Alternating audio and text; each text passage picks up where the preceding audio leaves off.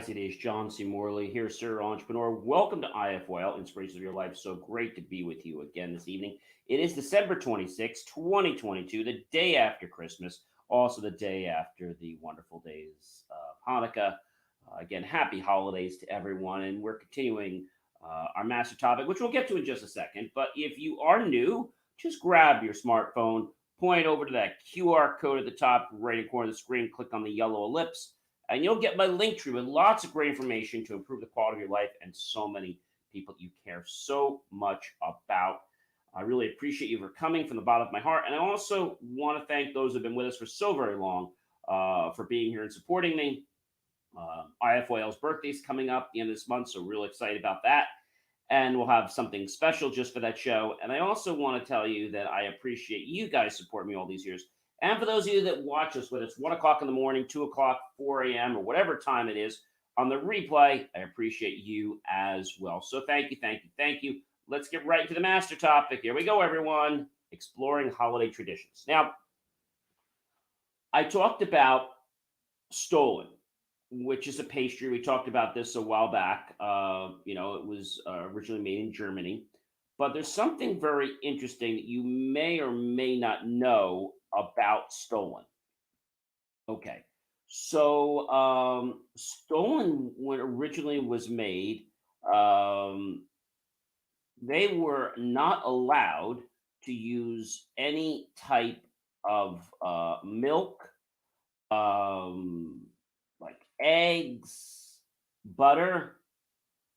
So I know that sounds a little crazy, but it is the truth. And so when we think about that for a moment, you're probably saying, John, that sounds insane, but it's not.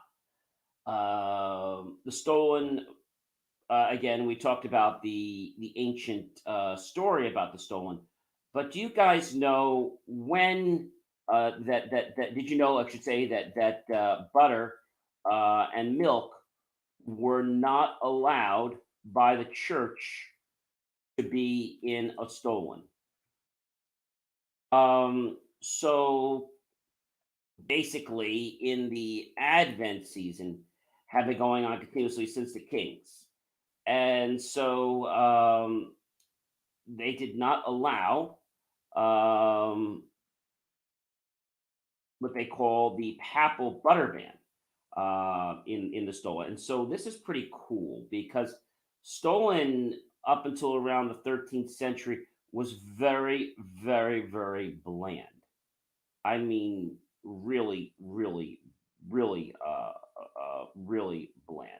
So when we think about this, you know, a papal butter ban on the Stolen was something that was around for quite a while, and it was not brought into around the 1400s, roughly, to when the popes had convened and allowed butter, milk, to be used in the Stolen.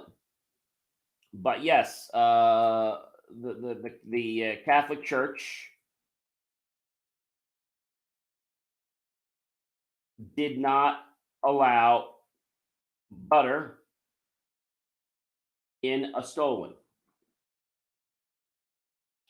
So it's barely a tasteless bread, just flour, oats, and water.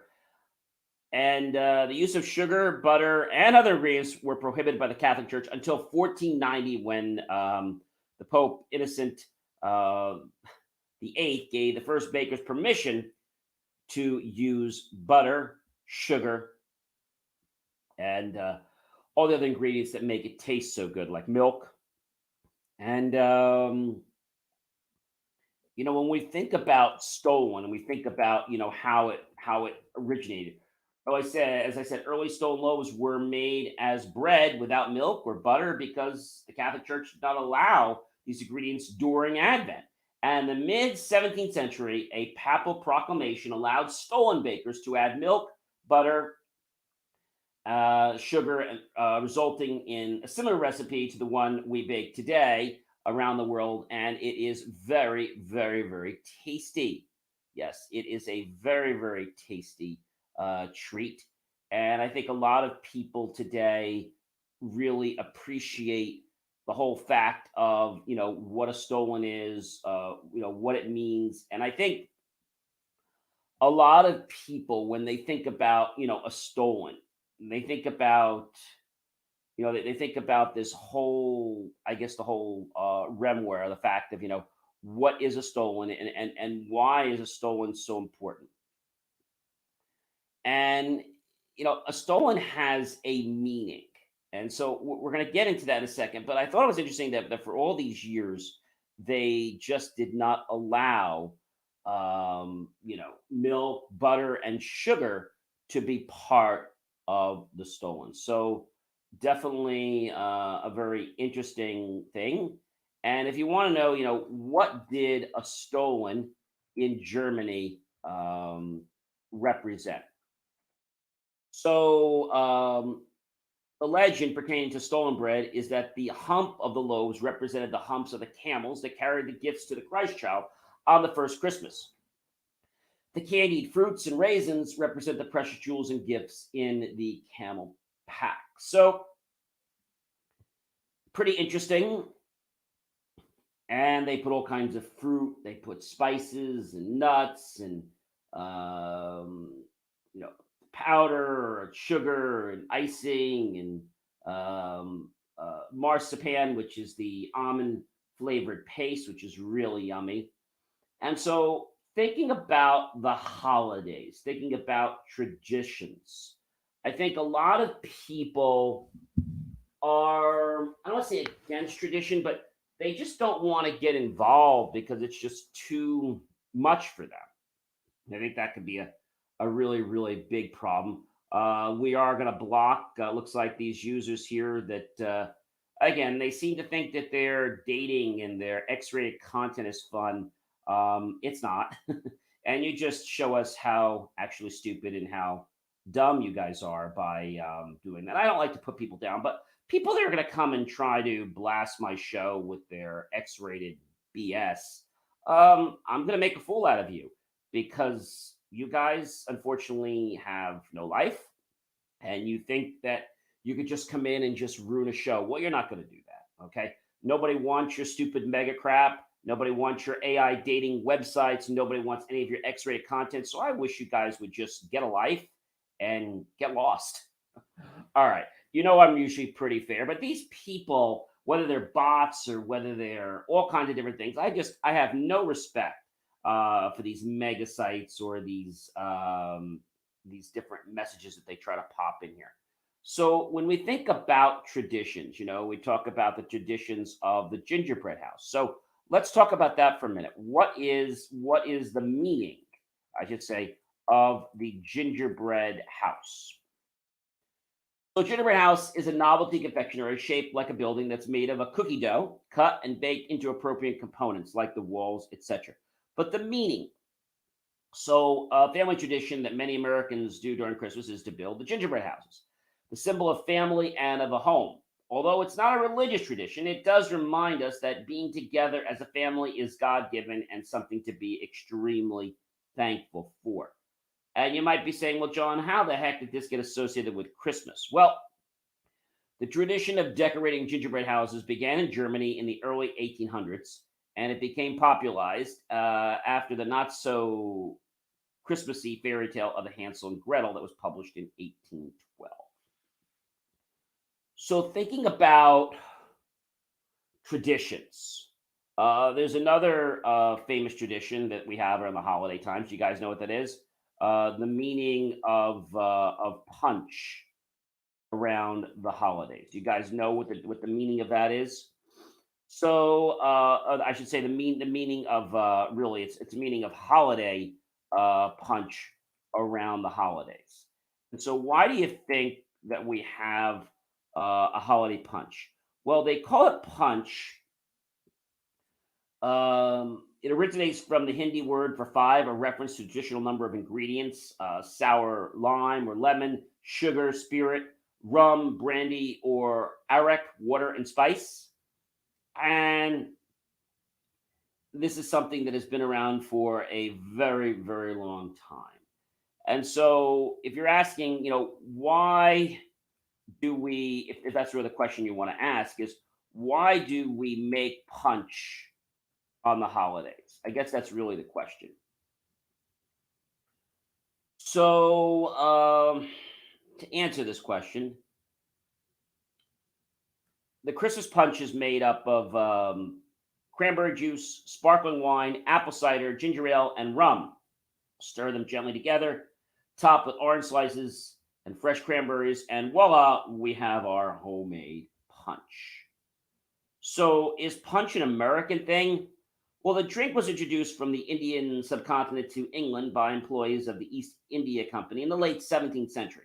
From there, it was introduced into our other European countries. When served communally, the drink is expected to be of a lower alcohol content than of a typical cocktail. So, if you're still wondering, what is the meaning? What is the meaning of punch on the holidays? So, punch is a special drink that's made, as I told you. And so it's been adopted around the holidays. It's a drink of celebration for everyone to be merry, to be together. And the very presentation just brings people close, guests and other people gather around this, what they call it, a sacred pool of punch, extend their cups, and assuming you've mixed it well, people drink it and they absolutely enjoy it. Now, punch is for people you want to spend time with. If you're trying to avoid your family, well, then this is probably not the thing you want to make for them, because punch is a great way to get your strangers to become closer, to get your friends to become closer, and really feel sorry for you guys at your mega site that you guys actually think your stuff is funny. It's not. And I feel really bad for you. I do pray to God that, maybe you'll actually find your purpose in life. And it's not to tell us about all this AI crap. So the people at this xxxmega.com, I really feel bad for you. I feel bad that you just have no purpose in your life and you think everyone wants all this X-rated content, and we really don't care about it. All right. So thinking more about punch. Punch is one of the major traditions. We talked about the seven fishes. And so punch is a great way to get people to come together. What's another honored tradition? So another tradition around the holidays, like I said, is to have a home cooked meal. We talked about the crackers, right? Another honored holiday or Christmas tradition, I should say, we talked about exchanging presents, um, baking cookies. So why are making cookies on the holiday? Why is that so important? So so cookies became connected with the holidays. There was a practice of putting out cookies for Santa, and it began in the 1930s during the Great Depression when parents were trying to instill a sense of thankfulness in their children, leaving goodies perhaps in a sweet cookie jar from someone, and continuing to be a way of sharing the holiday bounty. And so cookies are a symbol of Christmas. Leaving cookies and milk for Santa could be directly related to the history of Christmas trees. And in Germany, the people would decorate what they called the paradise tree with apples, wafers, and cookies. And the German tradition would merge with Christianity and become the basis for our modern Christmas tree. So you might ask me, hey, John, when did the tradition of baking cookies start? Well, the first cookies are thought to be test cake bakers used in the test oven tempers. And this dated back as early as the 7th century AD in Persia, which is now Iran. And they were one of the first countries to grow and harvest sugar canes. So a little bit more importance is to understand, what do cookies symbolize? Well, cookies are another form of sustenance, but like other generated topics, cookies have no intrinsic nutritional value in cookies. They are given a symbolic value, fillers and snacks to hold us over with a smile until the real meal comes. And so, what is the purpose, ladies and gentlemen, of making cookies? Well, cookies had one purpose in the kitchen: Bakers use them to test the oven by baking small amounts of cake batter before baking an entire cake. So really, cookies were the test subject. That's what they're about. I don't know if you guys know, but on the 26th, which is what today is, December 26th, you know what today is, ladies and gentlemen? December 26th is National. You know what it is? Anybody know what today is? December 26th, yes, ladies and gentlemen, is National Candy Cane Day. And give candy lovers a day to celebrate the red and white striped candies found all over throughout the holiday. In 1844, a recipe for a straight peppermint candy stick, which was white with colored stripes, was published. However, some stories tell of the white candy sticks in much earlier times. Folklore tells of the origin of candy cane. Literature begins to mention the candy cane in 1866, and it was first known to be mentioned in connection with Christmas in 1874. So, really pretty interesting. As early as 1882, candy canes have been hung on Christmas trees. And the average candy cane is 5 inches tall. While most candy canes are not sugar or calorie free, they do not have any fat or cholesterol. Well, that's a good bonus. And striped red and white candy canes were first introduced in the 1900s. Now, you might say, because this is a question everybody says to me, John, is what are the meaning of the colors of the candy cane? I think that's a question that I get asked a lot. So the cane is like the staff used for the shepherds in caring for the sheep that Jesus used in the Good Shepherd. The color red is for God's love that sent Jesus to give us life for us on the cross. The stripes serve as a reminder of Jesus suffering, his crown of thorns, and the wounds in his hands and feet, and the cross on which he died. So the color is for God's love, the color red, and the stripes basically for the wounds. So, what does the red and white candy cane mean to people? Well, there were three small stripes to show the stripes of scourging Jesus received by those who were healed. The large red was for the blood shed by Christ on the cross so that we could have promise. So, there are a lot of different meanings about it. But candy canes have been around for a very long period of time. And I think what we really need to understand is that our world has so many great traditions. If you don't have any traditions, then talk with your ancestors, talk with your cousins, parents, and ask them, "Hey, what kind of traditions did you have? Can we start, continuing those traditions?" Some people have traditions at Christmas time of making a display in their home. I know we used to do that when my grandparents were alive. They would make me a display every year in their home, and it was pretty unique. My parents also had a tradition where we had let's say, a railroad, and we would set everything all up, but the train wouldn't come until Santa Claus brought the train.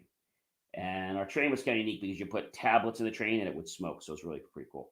Ladies and gentlemen, I hope you guys had an amazing Christmas, a happy Hanukkah. And for those of you getting ready to enter Kwanzaa, happy early Kwanzaa to you guys. We're still going to be talking about more traditions around the holiday because we still have a few more days to talk about this. I hope that you guys do decide to like, love, and support my channel. Definitely tag your friends, colleagues, and associates. Comment below. Share this out with everyone you know on social media. And then go to my YouTube channel, John Space, E Space, M-O-R-L-E-Y Space, Serial Entrepreneur. Look for that key phrase to help keep our content free. Make the choice, ladies and gentlemen, to click on that PayPal link, buy my team and I a refreshing beverage, fresh bowl of fruit, or a savory dessert.